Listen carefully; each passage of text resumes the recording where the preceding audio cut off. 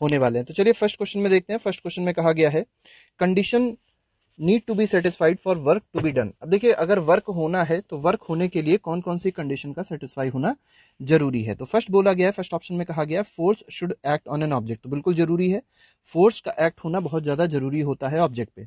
Second बोला गया है the angle between force and displacement is 90 degree. अब देखिए अगर एंगल हो गया 90 डिग्री तो वर्क हो जाएगा जीरो। ये याद रखिएगा कि अगर एंगल फोर्स और डिस्प्लेसमेंट के बीच का 90 डिग्री है तो वर्क डन क्या होता है, जीरो होता है, मतलब ये वाली कंडीशन गलत होगी। और थर्ड बोला गया है ऑब्जेक्ट मस्ट बी डिस्प्लेस, तो ये भी कंडीशन सही है। तो इसमें जो ऑप्शन हो जाएगा वो ए और सी ऑप्शन इसमें करेक्ट हो जाएगा।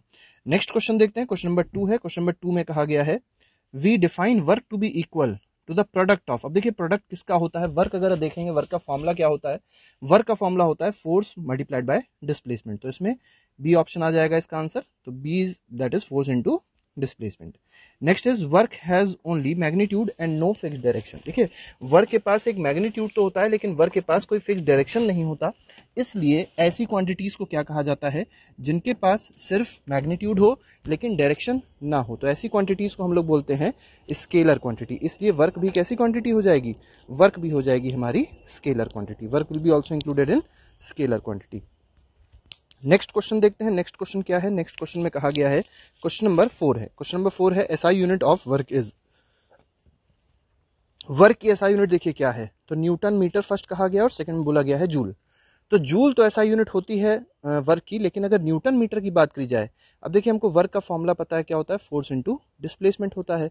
फोर्स यूनिट होती है न्यूटन और डिस्प्लेसमेंट यूनिट होती है मीटर, इसलिए अगर आप देखेंगे तो वर्क यूनिट क्या हो जाएगी, न्यूटन मीटर भी हो जाएगी। तो एसआई यूनिट अगर आपसे पूछी जाए तो आप दोनों ही ऑप्शन इसमें लिख सकते हैं, that is joule as well as newton metre. Next question देखते हैं, क्वेश्चन नंबर 5 है। क्वेश्चन नंबर 5 में देखते हैं क्या बोला गया है। तो क्वेश्चन नंबर 5 में बोला गया है 1 joule is the amount of work done on an object, ठीक है, which a force of 1 newton displaces it by 1 metre along the line of action of force. तो देखिए बहुत इंपॉर्टेंट डेफिनेशन है ये, 1 जूल की बिल्कुल सही डेफिनेशन दी गई है। 1 जूल की डेफिनेशन क्या होती है कि अगर फोर्स 1 न्यूटन का लगे और बॉडी का डिस्प्लेसमेंट हो जाए 1 मीटर का, ठीक है, लेकिन किस डायरेक्शन में, in the direction of force, तो उस जो क्वांटिटी जो वर्क प्रोड्यूस होगा, जो वर्क डन होगा, दैट विल बी 1 जूल। तो बिल्कुल सही है, this will be true. Next question is question number 6, what would be the work done when the displacement of the object is zero. अब देखिए displacement zero है, हमको पता है वर्क का फॉर्मूला क्या होता है, work is equal to force into displacement. अगर डिस्प्लेसमेंट जीरो हो गया तो वर्क भी क्या हो जाएगा, जीरो हो जाएगा। तो इसका answer is C, C option इसका आंसर सही होगा। नेक्स्ट क्वेश्चन देखते हैं, नेक्स्ट क्वेश्चन है क्वेश्चन नंबर 7। क्वेश्चन नंबर 7 में कहा गया है the dash is the biggest natural source of energy to us. तो हम लोग को मेनली जो एनर्जी प्रोवाइड करता है, जो सबसे बड़ा नेचुरल सोर्स होता है, वो कौन होता है, सन है, ठीक है। नेक्स्ट क्वेश्चन देख लेते हैं, क्वेश्चन नंबर 8 है। क्वेश्चन नंबर 8 में कहा गया है the object which does work loses energy and the object on which the work is done gains energy. बिल्कुल सही चीज देखिए लिखी गई है, अगर कोई भी ऑब्जेक्ट काम करेगा, ठीक है, तो वो एनर्जी क्या करता है, लूज करता है, और अगर किसी ऑब्जेक्ट पे काम किया जाता है तो वो क्या करता है, एनर्जी गेन करता है। तो बिल्कुल ट्रू है, सही है बिल्कुल चीज। नेक्स्ट क्वेश्चन जो है स्टेटमेंट बिल्कुल सही है। क्वेश्चन नंबर 9 देख लेते हैं, the unit of energy is therefore same as that of. मतलब यहाँ पूछना चाह रहे हैं कि यूनिट एनर्जी की जो होती है वो किसकी तरह होती है, किससे मैच करती है। तो वर्क की जो यूनिट होगी वही एनर्जी की भी यूनिट होती है, और वर्क यूनिट क्या होती है, जूल होती है। सिमिलरली एनर्जी की यूनिट क्या होती है, जूल होती है। पावर की अगर यूनिट की बात की जाए तो वॉट होती है पावर की यूनिट, और एक और बहुत इंपॉर्टेंट यूनिट है पावर की, जो हॉर्स पावर होती है, वो भी आपको याद रखनी है, ठीक है। तो हॉर्स पावर यूनिट भी सही होती है और वॉट भी इसकी यूनिट होती है। अगर एसआई यूनिट पूछी जाए पावर की क्या होती है तो आप कहेंगे वॉट होती है। मोमेंटम क्या होता है, मोमेंटम होता है product of mass and velocity. तो मास और वेलोसिटी का जो प्रोडक्ट होता है दैट इज कॉल्ड मोमेंटम। और इसकी अगर यूनिट देखेंगे तो देखिए किलोग्राम इसकी यूनिट हो जाएगी मास की, और इसकी हो जाएगी मीटर पर सेकंड। तो हम लोग कह सकते हैं kilogram metre per second is the unit of momentum. Next question देख लेते हैं, क्वेश्चन नंबर 10 है 1 kilo joule is equal to. देखिए किलो बोला गया है, जहां पे भी किलो आ जाए किलो जूल, जहां पे भी किलो वर्ड आए तो समझ जाया करिए 1000। तो 1 kilo joule is equal to what, 1000 joule. तो इसका आंसर हो जाएगा option number C. Next question, question number 11 है, थोड़ा सा देख लेते हैं इधर भी। 11 में क्या कहा गया है, who verified experimentally the law of conservation of energy. तो law of conservation of energy को एक्सपेरिमेंटली किसने वेरीफाई किया था, और साथ ही साथ जिसने इसको वेरीफाई किया उन्होंने ही एक और बहुत इंपॉर्टेंट चीज डिस्कवर करी थी जिसको कहते हैं मैकेनिकल इक्विवेलेंट ऑफ हीट। और ये हीट चैप्टर जब आपको पढ़ाया जाता है क्लास 11 में तब आपको बताया जाएगा कि ये क्या होता है। ठीक है, तो ये जो साइंटिस्ट थे इनका नाम था जेम्स प्रेस्कॉट जूल। ठीक है, तो जेम्स प्रेस्कॉट जूल, या उनको शॉर्ट फॉर्म में हम लोग जूल भी बोलते हैं, उन्होंने ही ये सब काम किए थे। और इसी वजह से जो एनर्जी की यूनिट है या जो वर्क की यूनिट है, दोनों की एसआई यूनिट्स किसके नाम पे हैं? जूल के नाम पे है। ठीक है, नेक्स्ट क्वेश्चन देख लेते हैं। Next question is question number 12। Object in motion possess energy. देखिए, अगर कोई ऑब्जेक्ट मोशन में है तो वो एनर्जी पोजेस जरूर करेगा। We call this energy as, तो ऐसी एनर्जी को क्या बोलते हैं? तो ऐसी एनर्जी को बोलते हैं काइनेटिक एनर्जी। अगर आपसे डेफिनेशन पूछी जाए कि व्हाट इज काइनेटिक एनर्जी, तो आप कहेंगे energy possessed by body due to virtue of its motion is called kinetic energy. मतलब अगर मोशन हो रहा है तो जो बॉडी में एनर्जी होगी that will be kinetic energy. Question number 13 देख लेते हैं। क्वेश्चन नंबर 13 में बोला गया है a falling coconut, a speeding car, a rolling stone, a flying aircraft, flowing water, blowing wind, running athlete possess dash energy. तो कौन सी एनर्जी पोजेस करेगा? तो it will possess kinetic energy, क्योंकि आप देख सकते हैं कोई भी चीज है, फॉलिंग कोकोनट हो चाहे स्पीडिंग कार हो, सभी में क्या है? एक मोशन है, एक वेलोसिटी है। ठीक है, और वेलोसिटी की वजह से जो एनर्जी आती है उसको बोलते हैं काइनेटिक एनर्जी। और काइनेटिक एनर्जी का फॉर्मूला याद रखिएगा, फॉर्मूला होता है हाफ एम वी स्क्वायर, जहां पे m क्या होता है? मास होता है, v क्या होता है? वेलोसिटी होती है। यूनिट अगर पूछी जाए तो सभी एनर्जीज की यूनिट सेम होती है और वो क्या होती है? जूल होती है। नेक्स्ट क्वेश्चन, क्वेश्चन नंबर 14 है। क्वेश्चन नंबर 14 में कहा गया है an object of mass 15 kg। तो देखिए, मास दे दिया गया 15 kg और वेलोसिटी दे दी गई है 4 मीटर पर सेकेंड। पूछा गया है what is the kinetic energy. तो काइनेटिक एनर्जी का फॉर्मूला पुट करेंगे, सिंपल फॉर्मूला होता है हाफ एम वी स्क्वायर। जब आप half M V square put करेंगे तो देखिए हाफ इधर ले लीजिए, मास पता है आपको 15 है, v आपको पता होना चाहिए v इज 4, तो 4 का स्क्वायर क्या हो जाएगा? 16 हो जाएगा। 2 8 जा 16 होता है और 15 8 जा अगर आप करेंगे तो आ जाएगा आपके पास आंसर 120 जूल। तो 120 joule is the correct answer, that is option number B. Question number 15 देखते हैं। 15 में बोला गया है the energy transferred to an object is stored as dash energy if it is not used to cause a change in velocity और speed of an object. तो देखिए, कोई भी अगर एनर्जी ट्रांसफर हो रही है तो वो ऑब्जेक्ट में किस फॉर्म में स्टोर रहती है? तो वो स्टोर रहती है in the form of potential energy. ठीक है, next question is question number 16। इसमें देखिए you transfer energy when you stretch a rubber band. देखिए, अगर आपने कोई रबर बैंड स्ट्रेच किया तो मतलब आपने एनर्जी ट्रांसफर करी। The energy transfer to the rubber band is, तो कौन सी एनर्जी ट्रांसफर होता है? तो यहाँ पर इलास्टिक पोटेंशियल एनर्जी का ट्रांसफर होगा। तो option B will be correct of question number 16। Next question देखते हैं। Next question is question number 17। इसमें कहा गया है the gravitational potential energy of an object at a point above the ground. तो देखिए, जैसे मान लीजिए ये अर्थ है और ये ग्राउंड है। ठीक है, अब इसके ऊपर जब आप देखते हैं, ठीक है, अगर आप उसके ऊपर जा रहे हैं तो क्या है? Is defined as work done in raising it from the ground to that point against the gravity. अब जैसे मान लीजिए कोई पॉइंट पी है, यहां तक अगर आप किसी बॉडी को लेके आए, ठीक है, तो पोटेंशियल एनर्जी इस पॉइंट पे क्या हो जाएगी? वर्क डन हो जाएगा। ठीक है, जो इस ऑब्जेक्ट को यहां से उठाकर यहां पर लाने में लगा, उसी वर्क को हम लोग क्या बोलते हैं? पोटेंशियल एनर्जी बोलते हैं। तो ये भी ऑप्शन क्या है? ट्रू है। Next question is question number 18। 18 में बोला गया है which energy of an object at a height depends on ground level और जीरो लेवल यू चूज। तो देखिए, जो पोटेंशियल एनर्जी होती है, याद रखिएगा, पोटेंशियल एनर्जी एक रिलेटिव कॉन्सेप्ट है।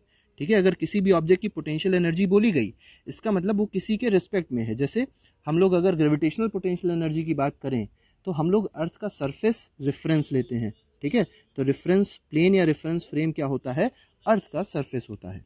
ठीक है, कहीं से भी हम लोग पोटेंशियल एनर्जी देख सकते हैं। अगर सेंटर से देखेंगे तो पोटेंशियल एनर्जी किसी चीज की अलग होगी, अगर सरफेस से देखेंगे तो पोटेंशियल एनर्जी उस चीज की अलग होगी। मतलब पोटेंशियल एनर्जी एक एब्सोल्यूट वैल्यू नहीं होती, वो एक रिलेटिव कॉन्सेप्ट होता है। Next question is question number 19। Question number 19 में कहा गया है the sum of kinetic energy and potential energy. तो देखिए, K E plus B E, kinetic energy और पोटेंशियल एनर्जी को अगर आप ऐड कर दें तो आपको कौन सी एनर्जी मिलेगी?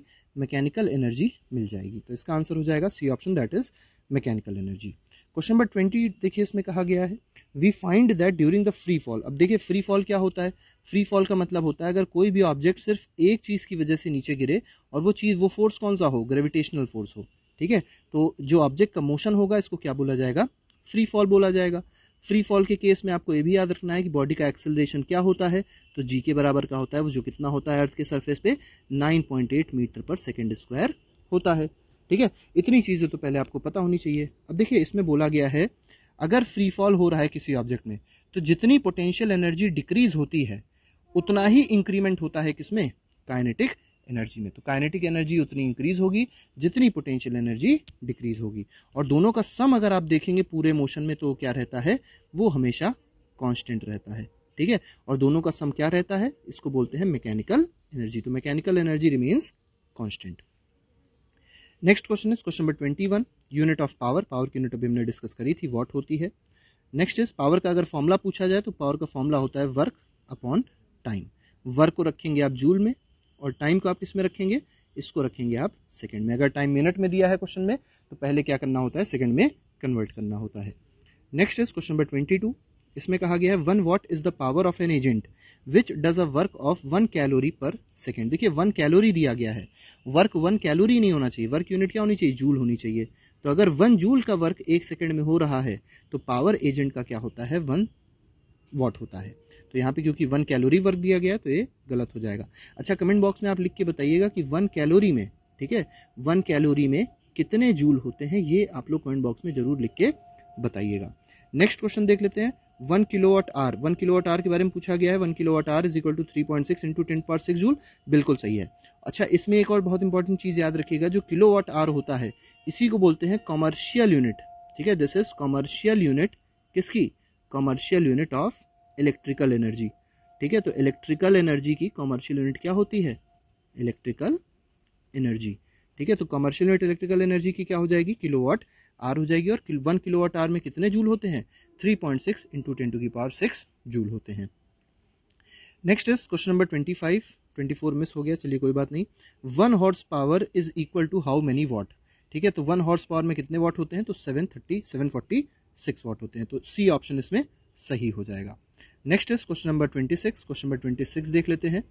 26 में बोला गया है when a body falls freely towards the earth. ठीक है, अगर बॉडी अर्थ की तरफ गिर रही है, इट्स टोटल एनर्जी, तो टोटल एनर्जी क्या रहती है, हमेशा कांस्टेंट रहती है। टोटल एनर्जी का मतलब एक तरीके से मैकेनिकल एनर्जी पूछना चाह रहे हैं, और वो हमेशा क्या रहती है, कांस्टेंट रहती है। अगर एक एनर्जी बढ़ रही है तो दूसरी एनर्जी क्या होगी, उतनी ही घटेगी। ठीक है, नेक्स्ट क्वेश्चन, क्वेश्चन नंबर 27 है। क्वेश्चन नंबर 27 में बोला गया है a car is accelerated on a levelled road and attains a velocity 4 times of initial velocity. In this process the potential energy of car. ठीक है, अब देखिए पोटेंशियल एनर्जी पूछी गई क्या हो जाएगी। अब देखिए यहाँ पे अगर आप देखेंगे, ठीक है, तो आपको पता है वेलोसिटी 4 टाइम्स हो रही है। इसका मतलब क्या हुआ, देखिए पहले ऐसे समझिए, डायग्राम के उससे समझिए आप पहले इसको। जैसे मान लीजिए ये आपके पास डायग्राम है और यहाँ पे कोई कार है, कार नीचे की ओर आ रही है, यहाँ पर जब पहुंची तो उसकी वेलोसिटी क्या हो गई, 4 टाइम्स हो गई। ठीक है, 4 टाइम्स हो गई। पहले वेलोसिटी v थी तो अब क्या हो जाएगी, 4v हो जाएगी। इसका मतलब अगर वेलोसिटी 4 टाइम्स हो रही है तो अगर आप देखें काइनेटिक एनर्जी डायरेक्टली प्रोपोर्शनल होती है वेलोसिटी के स्क्वायर के। तो अगर वेलोसिटी 4 टाइम्स बढ़ी तो काइनेटिक एनर्जी कितना टाइम्स बढ़ जाएगी, 16 टाइम्स बढ़ जाएगी। ठीक है, और अगर काइनेटिक एनर्जी 16 टाइम्स बढ़ रही है, इसका मतलब क्या हुआ, इन this process the potential energy of car. Potential energy car क्या हो जाएगी, ये आपको बताना है। तो इसका आंसर आप कमेंट बॉक्स में बताइएगा कि इसमें आंसर क्या होगा, ऑप्शन नंबर डी होगा कि कुछ और होगा। नेक्स्ट क्वेश्चन देख लेते हैं, क्वेश्चन नंबर 28 है। इसमें कहा गया है in case of negative work, अगर नेगेटिव वर्क हो रहा है तो फोर्स और डिस्प्लेसमेंट के बीच का एंगल क्या होता है। ठीक है, ये 0 नहीं है, डिग्री होना चाहिए, 0 डिग्री 45 डिग्री ऐसे आंसर्स दिए गए हैं। ठीक है, तो नेगेटिव वर्क के केस में जो फोर्स और डिस्प्लेसमेंट के बीच का एंगल होता है वो होता है 180 degree. Next question, question number 29 है। इसमें देखिए क्या बोला गया है, an iron sphere of mass 10 kg has same diameter as aluminium sphere of mass 3.5 kg। मतलब दो स्फीयर्स हैं, एक आयरन का बना हुआ है और दूसरा एल्यूमिनियम का बना हुआ है। Both spheres are drop simultaneously from a tower when they are 10 metre above the ground they will have same. देखिए कितना 10 मीटर वो ऊपर है अभी भी ग्राउंड से। ठीक है, सेम हाइट से ड्रॉप किए गए हैं। पहले तो आपको ये समझना पड़ेगा, एक टावर से ड्रॉप किए गए हैं, टावर की हाइट सेम होगी, और हाइट अगर सेम होगी तो आपको याद रखना है वेलोसिटी क्या रहती है, दोनों की सेम रहती है। ठीक है, क्योंकि वेलोसिटी मास पे नहीं डिपेंड करती है, वेलोसिटी डिपेंड करती है हाइट पे। तो यहाँ पर वेलोसिटी सेम होगी और वेलोसिटी अगर सेम है तो देखिए क्या चीज सेम होगा, एक्सेलरेशन भी सेम होगा। क्यों, दोनों पे एक्सेलरेशन कितना लग रहा होगा, स्मॉल जी का ही तो लग रहा होगा, क्योंकि देखिए इस ऑप्शन में कहीं पे वेलोसिटी नहीं दी गई है। जब वेलोसिटी नहीं दी जाएगी तो हम लोग क्या मान के चलेंगे, एक्सेलरेशन, वो तो हमेशा ही सेम रहेगा, क्योंकि फ्री फॉल के केस में एक्सेलरेशन हमेशा जी के बराबर का लगता है। ठीक है, नेक्स्ट क्वेश्चन देख लेते हैं, क्वेश्चन नंबर 30 है। इसमें कहा गया है a girl is carrying a school bag of 3 kg mass on her back and moves 200 metre. देखिए 3 kg का मास था और 200 मीटर वो मूव कर रही है।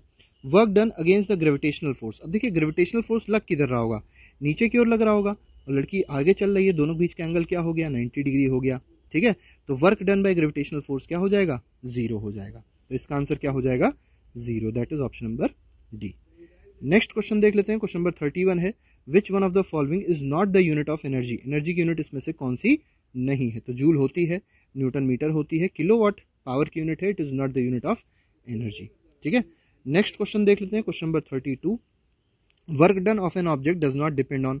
किस पे डिपेंड नहीं करता, तो डिस्प्लेसमेंट पे डिपेंड करता है, फोर्स पे डिपेंड करता है, एंगल पे डिपेंड करता है, फोर्स और डिस्प्लेसमेंट के बीच का क्या है, सिर्फ इनिशियल वेलोसिटी पे डिपेंड नहीं करता। तो डी ऑप्शन इसका सही हो जाएगा। Next is question number 33। Water stored in a dam possess. तो देखिए डैम आपको पता होगा, भारत में बहुत सारे डैम है। डैम का काम ये होता है कि वो पोटेंशियल एनर्जी को इलेक्ट्रिकल एनर्जी में कन्वर्ट करता है। तो अगर वाटर की बात करी गई है, वाटर जो स्टोर्ड होता है डैम में, उसके पास कौन सी एनर्जी होती है, तो ग्रेविटेशनल पोटेंशियल एनर्जी होती है।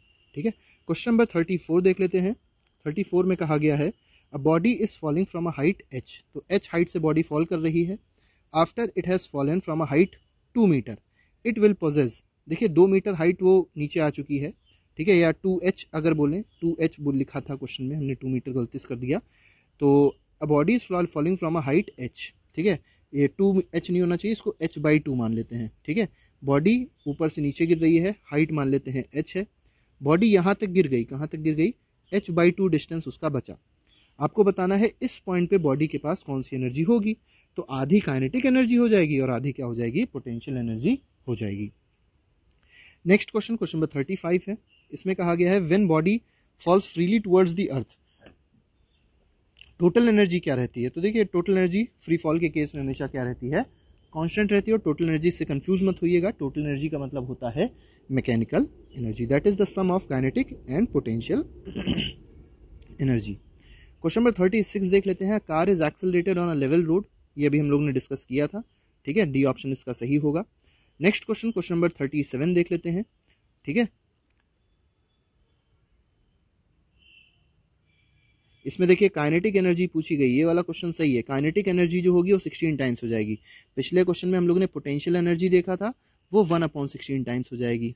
ठीक है ना, ये भी याद रखिएगा आप लोग, क्योंकि पोटेंशियल एनर्जी उतनी ही कम होगी जितनी काइनेटिक एनर्जी बढ़ेगी। ठीक है, नेक्स्ट क्वेश्चन, क्वेश्चन नंबर 37 है। क्वेश्चन नंबर 37 में कहा गया था form of energy possessed bye a flying bird. अगर कोई चिड़िया है वो उड़ रही है तो कुछ हाइट पे उड़ रही होगी, तो उसके पास पोटेंशियल एनर्जी, और उड़ रही है मतलब मोशन में, इसका मतलब काइनेटिक भी होगी। तो बोथ काइनेटिक एंड पोटेंशियल दोनों एनर्जी उसके पास होगी। टू ऑब्जेक्ट्स ऑफ मासेस, देखिए मास दिया गया है, हैव इक्वल मोमेंटम, बोला गया है मोमेंटम दोनों का क्या है, इक्वल है। काइनेटिक एनर्जी आपको बतानी है। देखिए काइनेटिक एनर्जी का एक फॉर्मूला याद रखिएगा, kinetic energy is equal to p² p क्या होता है वहां पे, p होता है मोमेंटम, m क्या होता है, m होता है मास। ये बात आपको याद रखनी है। अब मोमेंटम दोनों का सेम था, इसका मतलब p पे डिपेंड नहीं कर रही काइनेटिक, किस पे डिपेंड कर रही है, it is inversely proportional to mass, mass के इनवर्सली प्रोपोर्शनल है। तो आप कह सकते हैं कि जिसका मास कम होगा उसकी काइनेटिक एनर्जी ज्यादा होगी। तो रेशियो अगर पूछा जाए तो अगर ऐसे लिखा जाए ke1 अपॉन ke2, तो ये क्या हो जाएगा, m2 अपॉन m1 हो जाएगा। m2 देखिए क्या है, 4 है, 4 इंटू 10⁻³ अपॉन 1 इंटू 10⁻³ ये कट गया, क्या आंसर आ गया, 4:1 आ गया। तो 4:1 is the correct answer of question number 38। Next question देखते हैं, 39 है। Work done on an object does not depend upon. Work done किस पे डिपेंड नहीं करता, ये भी हमने देखा था, वेलोसिटी पे डिपेंड नहीं करता, इनिशियल वेलोसिटी पे डिपेंड नहीं करता। ये वाला भी क्वेश्चन अभी हम लोग ने देख लिया था। ठीक है, तो इस क्वेश्चन को भी दोबारा रिपीट हो गया है गलती से। ठीक है, एक्सेलरेशन इसमें सेम रहता है। Next is microphone converts. अब देखिए माइक्रोफोन क्या करता है, तो दो चीज आपको समझनी है, एक स्पीकर समझना है। स्पीकर क्या करता है, स्पीकर इलेक्ट्रिकल एनर्जी को साउंड एनर्जी में कन्वर्ट करता है। ठीक है, इलेक्ट्रिसिटी जो होती है, जो वायर में इलेक्ट्रिकल एनर्जी आती है, उसको किस में कन्वर्ट करता है? वो साउंड में कन्वर्ट करता है। माइक्रोफोन, जो माइक होता है, उल्टा काम करता है। माइक क्या करता है? माइक साउंड एनर्जी को इलेक्ट्रिकल एनर्जी में कन्वर्ट करता है। ठीक है, तो sound energy into electrical energy, B option will be correct. Next is question number 42। 42 में कहा गया which of the following energy change involve frictional force. अब देखिए फ्रिक्शनल फोर्स कौन इन्वॉल्व कहां पे होगा? पोटेंशियल टू साउंड में फ्रिक्शनल फोर्स इन्वॉल्व नहीं होगा, केमिकल टू हीट में नहीं इन्वॉल्व होगा। ठीक है, इसमें अगला बोला गया है kinetic to heat energy involve होगा, और बोला गया है केमिकल टू हीट एनर्जी। देखिए केमिकल से हीट में भी फ्रिक्शनल फोर्स इन्वॉल्व नहीं होगा। हालांकि हम लोग ये जरूर बोल सकते हैं कि पोटेंशियल से जब साउंड होगी तब फ्रिक्शनल फोर्स या फ्रिक्शनल एनर्जी इन्वॉल्व होगी। ठीक है, तो इसमें 2 और 3 इसमें ऑप्शन सही होना चाहिए वैसे। चलिए इसका आंसर जो है वो आप लोग बताइएगा, इसका आंसर आपके हिसाब से क्या सही हो सकता है। तो हम इसको कमेंट बॉक्स में इस आंसर को क्या कर देंगे? टैग कर देंगे। देखेंगे जिसका सबसे अच्छा आंसर है उसका आंसर हम क्या कर देंगे? टैग कर देंगे। चलिए इसको आप देने की कोशिश करिएगा इसका आंसर। नेक्स्ट क्वेश्चन पे आते हैं। नेक्स्ट क्वेश्चन देखते हैं, क्वेश्चन नंबर 43 है। क्वेश्चन 43 में बोला गया है potential energy of a body depends on. Potential energy किस पे डिपेंड करेगी? बहुत सिंपल सी बात है, पोजीशन पे डिपेंड करती है, कॉन्फ़िगरेशन पे डिपेंड करती है। इसका मतलब सी ऑप्शन इसका सही हो जाएगा, क्योंकि दोनों पे डिपेंड करती है, पोजीशन पे भी और कॉन्फ़िगरेशन पे भी। कॉन्फ़िगरेशन मतलब शेप पे। नेक्स्ट में बोला गया है the negative work. Negative work पूछा गया है, तो निगेटिव वर्क के लिए कंडीशन 180 डिग्री होना चाहिए एंगल फोर्स और डिस्प्लेसमेंट के बीच का। ठीक है, पॉजिटिव के लिए अगर आप देखें तो 0 से 90 डिग्री के बीच का एंगल होना चाहिए। अगर 90 है तब क्या वर्क हो जाएगा? 0 डिग्री का मतलब 0 वर्क हो जाएगा। ये तीनों बातें आपको याद रखनी है। क्वेश्चन नंबर 6 है, 46 है। यहाँ पे देखिए वही बात आ गई, फिर से रिपीट हो गया क्वेश्चन। 0 आंसर आ जाएगा, क्योंकि ग्रेविटेशनल फोर्स नीचे लग रहा होगा, बॉडी आगे जा रही होगी, 90 डिग्री का एंगल बन रहा होगा। इसमें बच्चे अक्सर ये करते हैं कि फोर्स पहले MA निकालते हैं, ठीक है, फिर वो क्या करते हैं, फिर उसमें मल्टीप्लिकेशन करते हैं, तो वो सब चीजें आपको नहीं करनी है।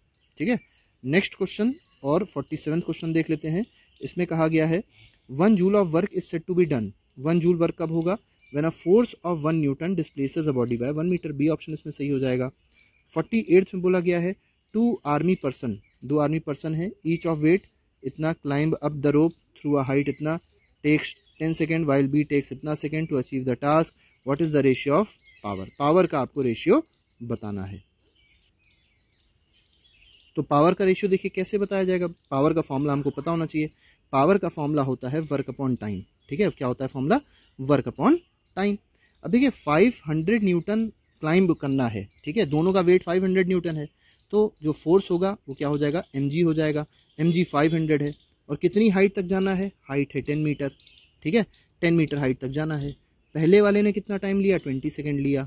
ठीक, तो अगर आप इसको सॉल्व करेंगे आपको आंसर मिल जाएगा पावर पहले वाले का।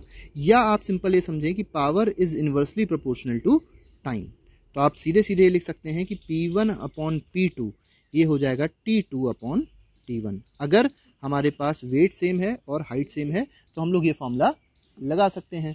ठीक है, T2 कितना है? देखिए T2 हमारे पास है 40 और T1 कितना है? ये है 20। कितना आंसर आ जाएगा? 2:1 आ जाएगा। तो 2:1 is the correct answer, that is option number C. Next question देखते हैं, क्वेश्चन नंबर 49 है। क्वेश्चन नंबर 49 में देखते हैं क्या बोला गया है।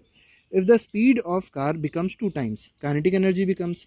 तो काइनेटिक एनर्जी का आपको फॉर्मूला पता है, हाफ mv स्क्वायर होता है। वेलोसिटी 2 हो गई तो इसका 2 स्क्वायर जब आप करेंगे तो 4 टाइम्स आएगा, मतलब काइनेटिक एनर्जी कितनी बदल जाएगी? 4 टाइम्स हो जाएगी। ठीक है, लेकिन अगर आपसे पूछा था कि चेंज इन काइनेटिक एनर्जी क्या होगा, तो चेंज इन काइनेटिक एनर्जी हो जाएगा 3 टाइम्स इनिशियल। ठीक है, ये दोनों चीजें अलग है, क्योंकि चेंज का मतलब क्या होता है? Final minus initial. Final 4 times हो गई थी, उसमें से अगर 1 माइनस करेंगे तो 3 टाइम्स आपके पास आ जाएगा इनिशियल का। लेकिन यहां पे अगर आप देखेंगे काइनेटिक एनर्जी पूछी गई हो कितनी जाएगी, तो हो जाएगी वो 4 टाइम्स। लास्ट क्वेश्चन अपना देख लेते हैं। लास्ट क्वेश्चन में कहा गया है work done by friction. Work done by friction जो होगा वो क्या करेगा? Increases kinetic energy of a body. कभी नहीं, फ्रिक्शन कभी काइनेटिक एनर्जी बढ़ा नहीं सकता। दूसरा बोला गया decreases kinetic energy of a body. ये ऑप्शन बिल्कुल सही है। ठीक है, तो ये हमारे कुछ क्वेश्चंस थे, 50 क्वेश्चंस थे, 50 क्वेश्चंस का सेट था। अगर आपने इन क्वेश्चंस को समझा है तो इससे आगे आपको कोई भी एक्स्ट्रा क्वेश्चंस नहीं मिलने वाले हैं। तो आज के लिए बेटा फिलहाल हम लोग इतना ही रखते हैं। Thank you very much, good bye, जय हिंद।